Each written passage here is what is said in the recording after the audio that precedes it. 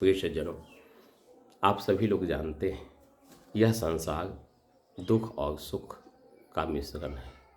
जीवन में कभी दुख की घड़ी आती है, कभी सुख की घड़ी आती है। कोई भी समय रहने के लिए नहीं आता है।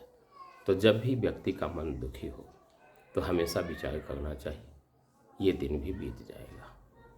तो आप जैसे ही ऐसा सोचेंगे, दुख आपका बहुत हल्का हो जाएगा। दुख है तो दुख का कारण है, दुख का कारण है तो दुख का निवारण है। इसलिए दुख के विषय में जानिए, सुख के विषय में भी जानिए, और तब आपका जीवन मिला करके चलेगा और सुख दुख से आप बाहर निकल सकेंगे। दुख के 3 कारण हैं। पहला कारण अज्ञानता, दूसरा कारण निर्बलता और तीसरा कारण है अभाव। जब व्यक्ति अज्ञानी होता है उसको हमेशा लगता है कि सबसे बड़ा दुख हम ही को है, जबकि ऐसा नहीं होता है। संसार में बहुत सारे लोग दुखी होते हैं। अज्ञानी व्यक्ति ऐसी ऐसी आशाएं करता है जो असंभव होता है। उसके मन में तृष्णा रहता है और तृष्णा के बाद वह कल्पना के दुनिया में जीता है, ये होता ऐसा होता।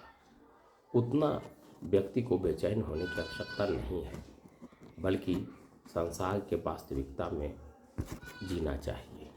असंभव आशा नहीं करना चाहिए, जरूरत से अधिक आशा नहीं करना चाहिए, बहुत अधिक तृष्णा नहीं होनी चाहिए, क्योंकि इसके कारण दुख होता है।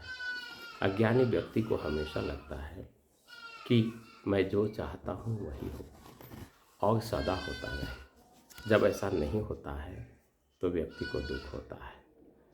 उसके मन में उसके विचार दूषित होते हैं। छोटी छोटी बातों को ही बहुत बड़ा दुख बना करके दुखी रहता है। ऐसा नहीं करना चाहिए। दूसरा कारण है निर्बलता। निर्बलता शारीरिक हो सकता है, मानसिक, सामाजिक, बौद्धिक और आत्मिक हो सकता है। शारीरिक कमजोरी यदि व्यक्ति में है तो शरीर को जब तक हम दुरुस्त नहीं रखेंगे, स्वस्थ नहीं रहेंगे, तो मन भी स्वस्थ नहीं रहेगा, क्योंकि स्वस्थ तन में स्वस्थ मन का निवास होता है। इसके लिए स्वच्छता पर ध्यान देना है, भोजन पर ध्यान देना है, स्वास्थ्यकर भोजन, और व्यायाम भी चाहिए, विश्राम भी चाहिए, आराम भी चाहिए। यदि हम सभी चीज़ों पर ध्यान देते हैं तो हम शारीरिक रूप से निरोग रहेंगे, और जब निरोग रहेंगे तो हमारा मन भी प्रसन्न रहेगा। दूसरा है मानसिक। मानसिक का मतलब ये है कि हमारे मन में क्या चलता है। यह निर्भर करता है हमारे संगति पर और हमारे संस्कार पर। हम कैसों के बीच में बैठते हैं, क्या बातें करते हैं, किन बातों का असर हमारे ऊपर पड़ता है। इसलिए संगति बदलिए, अच्छों की संगति में रहिए, अच्छा संस्कार जीवन में हासिल कीजिए, तो मानसिक जो दुर्बलता है वो दूर होगी। तीसरा है बौद्धिक। अब बौद्धिक निर्बलता कैसे होती है? जब व्यक्ति न चिंतन करता है, मनन नहीं करता है, तो उसकी बुद्धि दुरुस्त नहीं होती है, उसकी बुद्धि तुच्छ रह जाती है, और जिसके कारण व्यक्ति को दुख होता है। अब है आत्मिक। आत्मिक संतुष्टि, अपने आत्म तत्वों की शक्ति को बढ़ाना। हम अपने आत्म में संतुष्टि रहें, इसके लिए सत्संग की ज़रूरत है, प्रेम की ज़रूरत है, भक्ति की ज़रूरत है। और जब ये नहीं करते हैं तो हमें आत्मानंद नहीं होता है, अंतरतम का आनंद प्राप्त नहीं होता है। इसके कारण भी व्यक्ति दुखी रहता है। जहाँ तक बात है अभाव का, अभाव तो सभी को महसूस होता है, लेकिन अभाव को भी दूर किया जाता है। हम चिंतन करेंगे कि मुझे किस चीज़ का अभाव है और वो कैसे दूर होगा। कोई ना कोई रास्ता निकलता है, हम कर्म करके हासिल कर सकते हैं। किसी की आवश्यकता होगी, मदद ले सकते हैं, और इस तरह से हम अपने अभाव से भी बाहर निकलेंगे।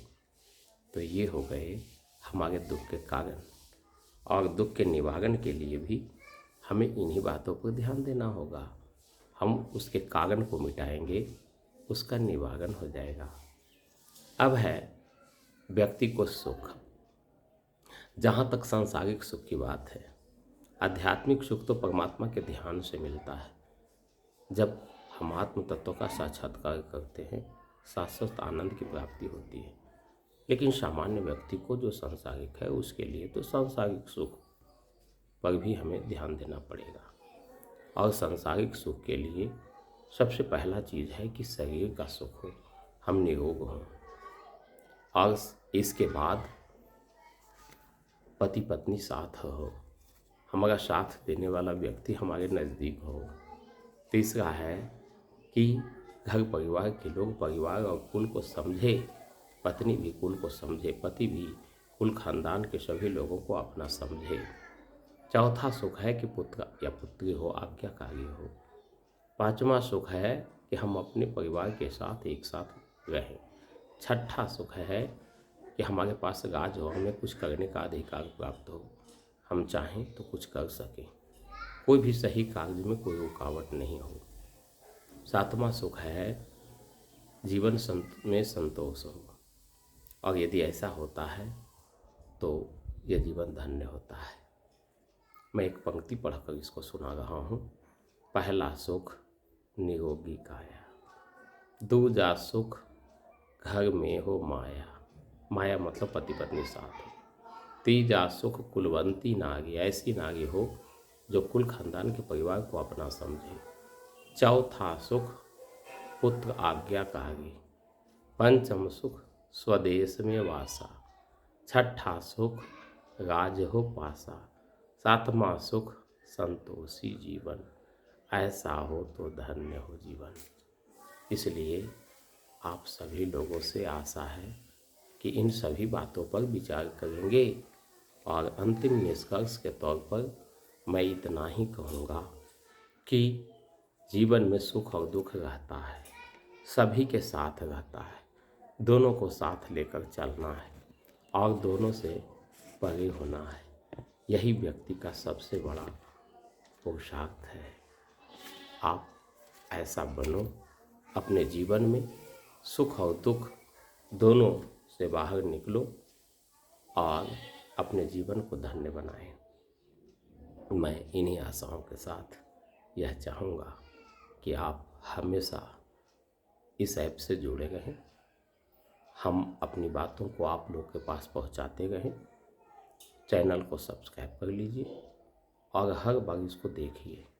हर रविवार को 10 बजे से 11 बजे तक ऑनलाइन सत्संग कार्यक्रम में शामिल होइए। आप कहीं भी हों, 1 घंटा के लिए सत्संग में अवश्य जुड़ें। धन्यवाद।